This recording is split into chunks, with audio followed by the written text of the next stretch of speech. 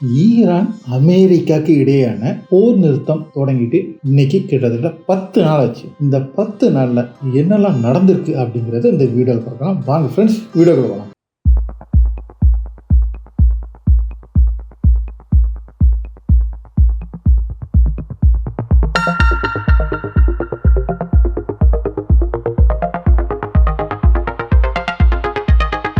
Hi friends, welcome back to SJ Tamil நடுநிலை செய்திகள் and நான் உங்கள் எஸ்ஜே. இந்த 40 நாள் போரில் ஈரான் லாஸ்ட்டாக ப்ரெஷர் பண்ணது எங்கே அப்படின்னு சொல்லிட்டு பார்த்தோன்னா ஹார்மோஸில் அப்படிங்கிறது நமக்கு எல்லாமே தெரியும். இந்த ஹார்மோஸை வச்சு தான் இன்னைக்கு வெளிப்பேசல் நடத்தப்பட்டது. அதில் ஒரு பீஸ் டாக் இஸ்லாமாபாத்தில் நடத்தப்பட்டது. அந்த பீஸ் டாக்கும் கிட்டத்தட்ட தோல்வியில் முடிவடைந்தது. அதுங்கிறது நம்ம இந்த ஏற்கனவே ஒரு வீடியோவை போட்டு விட்டோம். இதுக்கு அப்புறம் இப்போ அடுத்த ஒரு பீஸ் டாக் நடக்க போகுது. அதுக்கு மத்தியில் என்னெல்லாம் நடந்துச்சு அப்படின்னு சொல்லிட்டு பார்த்தோன்னா, ஹார்மோஸை நீ தடுத்து வச்சிருக்க, அதனால தானே பிரச்சனை. அப்போ யாரெல்லாம் காசை கட்டிட்டு ஹார்மோஸ் வெளியில் வர்றீங்களோ, ஈரானுக்கு யாரெல்லாம் காசை கட்டிட்டு ஹார்மோஸ் வெளியில் வர்றீங்களோ அந்த கப்பலெல்லாம் நான் அழிப்பேன் அப்படின்ட்டாப்புல அமெரிக்கா அதிபர் ட்ரம்ப். கிட்டத்தட்ட 21 படைக்கப்பலோட ஹார்மோஸுக்கு வெளியில், அதாவது ஒமான் வளைகுடாக்கும் வெளியில், கிட்டத்தட்ட இன்டர்நேஷ்னல் பார்டரில் இந்திய பெருங்கடலில் தான் இந்த கப்பல்கள் எல்லாமே நிலை நிறுத்தப்பட்டிருக்கு. இந்த நிலையில் ஒட்டுமொத்த உலகமே ஷாக் ஆச்சு. என்னடா செய்ய போகுது, இங்கே காசை கட்டிட்டு அனுப்பு அப்படின்னா இங்கே பிரச்சனையே என்னதான் இருந்துச்சு அப்படின்னு சொல்லிட்டு பார்த்தோன்னா, போருக்கு முன்னாடி ஹார்மோஸ் திறந்து இருந்துச்சு. இந்த போருக்கு பிறகு தான் ஹார்மோஸ் அடைக்கப்பட்டது. அதை அமெரிக்க செனட்டே கேட்டாப்ல, ஒரு கொஸ்டினை கேட்டாப்ல.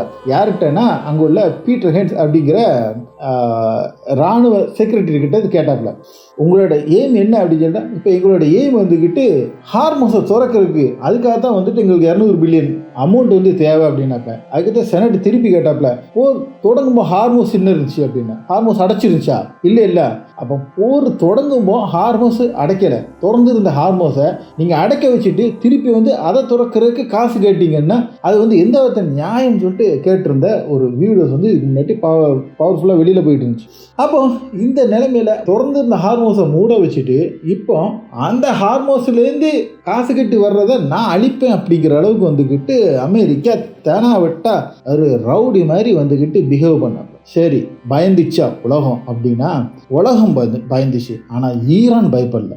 என்ன நடந்துச்சு அப்படின்னா, போட்டு 48 மணி நேரம் கூட ஆகலை, அந்த தடை போடப்பட்டு 21 போர்க்கப்பல் நிற்கும்போது உனக்கு செக்குக்கு மேலே நான் செக்மேட் வைக்கேன் அப்படின்னு சொல்லிட்டு என்ன செஞ்சாப்லன்னா, ஈரான் குயினை வச்சுட்டு செக்மேட் வைக்கும்போது அமெரிக்கா ஜோக்கரை வச்சு செக்மேட் வச்சிருக்காங்க. ஜோக்கருங்கிற செஸ்ஸில் கிடையாது, ஆனாலும் அதை வச்சு செஞ்ச மாதிரி தான் இன்னைக்கு உள்ள கதை. அப்படி தான் நடந்திருக்கு. அப்போ இந்த நிலைமையில என்ன நடந்துச்சு அப்படின்னு சொல்லிட்டு பார்த்தோன்னா, 48 மணி நேரம் ஆகலை, நீட்டாக 3 கப்பல் வெளியில் போச்சு. ஒன்றுமே செய்ய முடியல. கையை கட்டி அமெரிக்கா நின்றுச்சு. ஏன்னா அந்த கப்பல் சீனாவோட கப்பல். தொட்டானா சீனா சொல்லிட்டாப்ல, என் கப்பலுக்கு சேஃப்டி எங்களுக்கு கொடுக்க தெரியும், அதுவா அதில் வேற எந்த நாடா தலையிட்டுச்சுன்னா அதுக்குள்ள பதில் மிக கொடூரமாக இருக்கும் அப்படிங்கிற ஒரு எச்சரிக்கை ஏற்கனவே கொடுத்துருந்தாப்ல. அமெரிக்காவுக்கு இப்போ பயம். சீனாக்குள்ளதையோ ரஷ்யாக்குள்ளதையோ கப்பலையோ எதையோ நம்ம தோட்டுட்டானா, இனி அவங்க உள்ள கை இறங்கிட்டானா இது மிகப்பெரிய ஒரு கான்ஃப்ளிக்ட் ஆயிடும். அப்போ அமெரிக்காவால் தாக்கு பிடிக்க முடியாது,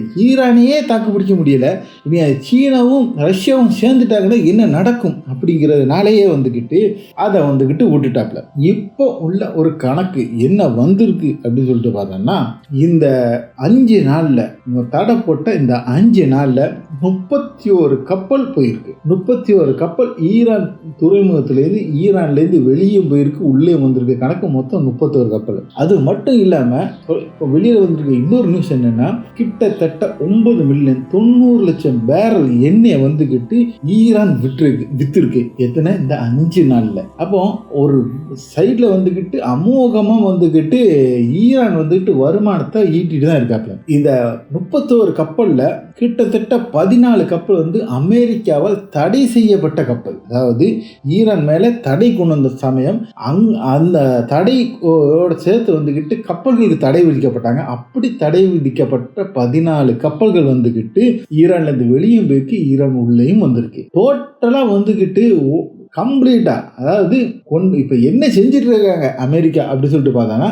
போகிற கப்பலை வேடிக்கை பார்த்துட்டு இருக்காங்க. இதுதான் வந்து ஆக்சுவலாக வந்துட்டு 21 போர் கப்பலும் என்ன பண்ணிட்டு இருக்குன்னா போகிற கப்பலை வேடிக்கை பார்த்துருக்காங்க. நாங்கள் அதை தடுத்தோம் இதை தடுத்தோம், ஒரு கப்பலும் கூட தடுக்கவில்லை, ஒரு கப்பலும் தாக்கப்படவில்லை அப்படிங்கிறது வந்துக்கிட்டு உண்மையாக ஈரான் சேர்ந்த ஊடகங்கள் வந்துட்டு உண்மையாக வந்துட்டு வெளியில் கொண்டு வந்துட்டு இருக்காங்க. அது மட்டும் இல்லை அல் ஜசீராவும் இதை வந்துட்டு வெளியில் கொண்டு வர்றாங்க. அப்போ அமெரிக்கா கொண்டு வந்த இதுவும் வந்துக்கிட்டு மிக படு தோல்வியாக அடைஞ்சிருக்கு. இதுக்கு வந்துக்கிட்டு ஒன்றும் செய்ய முடியாதுன்னு ட்ரம்புக்கு ஏற்கனவே தெரியும்.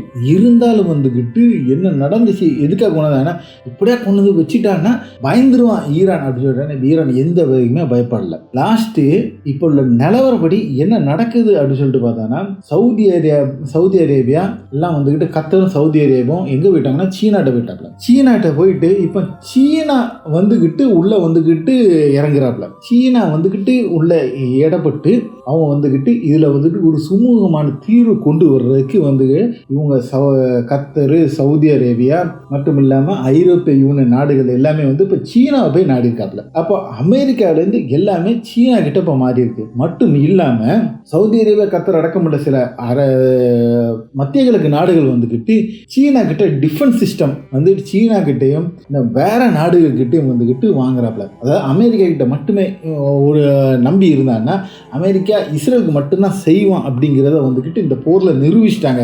ஸோ இனி நம்ம வந்துக்கிட்டு மற்றவங்ககிட்டையும் நம்ம வந்து சார்ந்து இருக்கணும், அமெரிக்கா மட்டுமே வந்து நம்பி இருக்க முடியாது அப்படிங்கிற ஒரு நிலைமையில வந்துட்டு இந்த போர் வந்து மாற்றப்பட்டிருக்கு அப்படிங்கிறது தான் இப்போ வந்து காமிக்கிற உண்மையான நிலவரம்.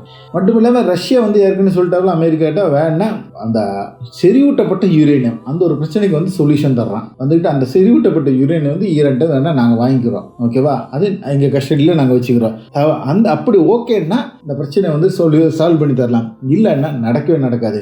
ஈரானுக்கும் அணு வந்துக்கிட்டு செறிவூட்டல் அணு வந்துக்கிட்டு தேவையானது. அதனால் ஈரான் வந்து செய்கிறதுக்கு எல்லா வித சப்போர்ட்டும் ரஷ்யா செஞ்சு கொடுக்குன்னு வேற ரஷ்யா வந்துட்டு சொல்லிட்டாப்ல. ரஷ்யன் வெளியுறவுத்துறை அமைச்சர் வந்துட்டு லாவ்ரோவ் வந்துட்டு அதையும் சொல்லிட்டாப்ப.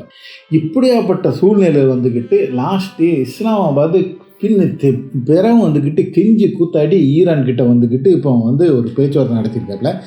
அது அரசல் புரசலாக வர்ற பேச்சு என்னென்னா பாக்கி எல்லாமே வந்துட்டு ஒத்துக்கிறோம், நீங்கள் யுரேனியம் செறிவூட்டில் வந்து நிறுத்தணும் அப்படின்னாப்பில் அதுக்கு ஈரான் சைடில் 5 வருஷம் வேணால் மேக்ஸிமம் எங்களால் செய்ய முடியும் அப்படின்னா அவங்க 20 வருஷம் கேட்பாப்புல. இல்லை 5 வருஷம்னா மேக்ஸிமம் வேணால் யோசித்து பார்ப்போம், அப்படி இல்லைன்னா அது நடக்காது அப்படின்னு இருக்காப்புல. அந்த செய்தியை கொண்டு வந்து பாகிஸ்தானோட இராணுவ தளபதி வந்துக்கிட்டு அமெரிக்காவுக்கு போயிருக்காப்புல. அமெரிக்காவிலேருந்து இன்னைக்கு திரும்புவாப்புல அப்படிங்கிறது தான் செய்தி. அது திரும்பின பிறகு வந்துக்கிட்டு கன்ஃபார்ம் ஆகும், ஓகே ஆச்சு அப்படின்னா மட்டும் வந்து இதை அடுத்த கட்ட சமாதான பேச்சுவார்த்தை வந்து இஸ்லாமாபாத்தில் நடக்கும் அப்படிங்கிற மாதிரி சொல்லிடுறாங்க. முதல்ல வந்துட்டு வியாழக்கிழமை நடக்கணும், அப்போ வியாழன்லாம் வெள்ளி இன்றைக்கி நடக்கல, இப்போ ஞாயிற்றுக்கிழமை நடக்கிறதுக்கான சான்ஸ் இருக்குது அப்படிங்கிறப்ப, இல்லைன்னா திங்கள் செவ்வாயில் வந்துட்டு நடக்கலாம் அப்படிங்கிற ஒரு இது இருக்குது. அதே மாதிரி போர் நிறுத்தம் வந்து நீட்டிக்கப்படாது அப்படி இன்னும் வந்துக்கிட்டு ட்ரம்ப் சைட்லேருந்து சொல்கிறாப்புல. ஏன்னா அதுக்கு முன்னாடி வந்து நாங்கள் ஒரு டீலுக்கு வந்துடுவோம் அப்படிங்கிற மாதிரி ஒரு நம்பிக்கையில் வந்துக்கிட்டு ட்ரம்ப் பேசுகிறாப்புல. என்ன நடக்க போகுது அப்படிங்கிறது தெரில. இதுக்கு மத்தியில் லெபனான் மேலே வந்துக்கிட்டு ஒரு 10 நாள் போர் நிறுத்தத்தை வந்து இப்போ வந்துட்டு அறிவிச்சிருக்காப்புல இஸ்ரேலு. அமெரிக்காவும் வந்துட்டு போர் நிறுத்தம் அறிவிச்சிருக்காப்புல. ஆனால் ஹிஸ்புல்லா இதை வந்து ஒத்துக்கிற மாதிரி எதுவுமே தெரியல. அவங்க பொறுத்த வந்துக்கிட்டு ஹிஸ்புல்லா பொறுத்தவரை வந்துக்கிட்டு அவங்க விரும்புகிற வந்துக்கிட்டு அவங்க கேட்குற வந்துக்கிட்டு ஈரான் மூலமாக தான் வந்துக்கிட்டு இந்த போர் நிறுத்தம் நடக்கணுமே தவிர இஸ்ரேலும் லெபனான் அரசு நேரடியாக வந்துட்டு போர் நிறுத்தங்கள் வந்துக்கிட்டு முடிவு பண்ணேன்னா அது வந்துட்டு லெபனானுக்கு வந்துக்கிட்டு அழிவையே தரும், நாசத்தையே தரும், அதில் வந்து எந்த வித லாபமும் தராது, ஏன்னா அவங்க ஏமாற்றுவாங்க அப்படிங்கிற மாதிரி வந்துக்கிட்டு ஹிஸ்புல்லா சொல்லிட்டு இருக்காப்புல. என்ன கேட்பாப்புல கேட்க மாட்டாப்புல அப்படிங்கிறது வந்துக்கிட்டு இப்போ ஏற்கனவே வந்துக்கிட்டு ஒரு வாட்டி லெபனான்கிட்ட வந்துக்கிட்டு போர் நிறுத்தம் ஒப்பந்தம் செய்யப்பட்ட பிறகுதான் வந்துக்கிட்டு இஸ்ரேல் ஏகப்பட்ட போர் நிறுத்த மீறல்கள் வந்து நடத்தப்பட்டாப்புல. அப்பவும் வந்துட்டு லெபனான் அரசு ஒன்றுமே கை கட்டி வாய் மூடி உட்காந்துட்டு இருந்தாப்புல அப்படிங்கிறது வந்துட்டு உலகமே பார்த்தா. அதனால் வந்துக்கிட்டு ஹிஸ்புல்லா என்ன மாதிரி முடிவு கொண்டு வர போகிறாப்புல அப்படிங்கிறது தெரியல. இது மட்டும் இல்லை, இதே நிலைமையில் வந்துட்டு கூடுதலாக வந்துக்கிட்டு பிரச்சனைகள் முத்திச்சுன்னா பாபல் மந்தமே மூடிடும் அப்படிங்கிற ஒரு எச்சரிக்கை வந்துட்டு IRGC கொடுத்துருக்காப்புல. அது வந்து ஒரே ஒரு உத்தரவு தான் கொடுத்துட்டாங்கன்னா பாபல் மந்தமும் மூடிடும் அப்படிங்கிறதுனால வந்துட்டு சவுதி அரேபியா வளைகுடா நாடுகள் வந்துட்டு பயங்கர கடுப்பு இதில் வந்துட்டு பயத்தில் இருக்காப்புல. ஏன்னா அதையும் மூடிட்டான்னா சவுதி அரேபியான்னு ஒன்றுமே போகாது, தண்ணி எதுவும் எங்கேயுமே போகவும் செய்யாது வரவும் செய்யாது, உணவு காய்கறி எல்லாமே வரணும். இது வெறும் ஒரு பெட்ரோல் மட்டும் போகிற விஷயம் மட்டும் இல்லை. அவங்களுக்கு சவுதி பொறுத்தவரை அவங்களுக்கு வந்துக்கிட்டு உணவு பொருட்கள் வந்துக்கிட்டு எல்லாமே வந்துக்கிட்டு இம்போர்ட் தான் பண்ணிகிட்டு இருக்காப்புல. ஸோ மற்ற நாட்டு எக்ஸ்போர்ட் பண்ணுறதை வந்துட்டு இவங்க வாங்கி தான் வந்துக்கிட்டு இது பண்ணிகிட்டு இருக்காப்புல. ஸோ அவங்களுக்கு வந்துக்கிட்டு எல்லாமே மிகப்பெரிய அடியாக இருக்கும். ஸோ பாபல் வந்துட்டு கை வச்சுட்டாங்கன்னா பெரிய பிரச்சனை ஆயிரும். அது ஐரோப்பிய யூனியனுக்கு மிகப்பெரிய பிரச்சனை ஆயிரும். அப்படிங்கிறதுக்காக தான் வந்துக்கிட்டு சைனாட்ட போய் உட்காந்து பேச்சுவார்த்தை நடத்திட்டு இருக்காப்புல. பார்க்கலாம் 2 நாளில் வந்துட்டு என்ன மாதிரி முடிவு வருது அப்படிங்கிறத பார்க்கலாம். ஓகே ஃப்ரெண்ட்ஸ், அடுத்து ஒரு நல்ல ஒரு வீடியோ உங்களை சந்திக்கும் வரை உங்களிடமிருந்து விடைபெற்றுக் கொள்வது உங்கள் எஸ்ஜே.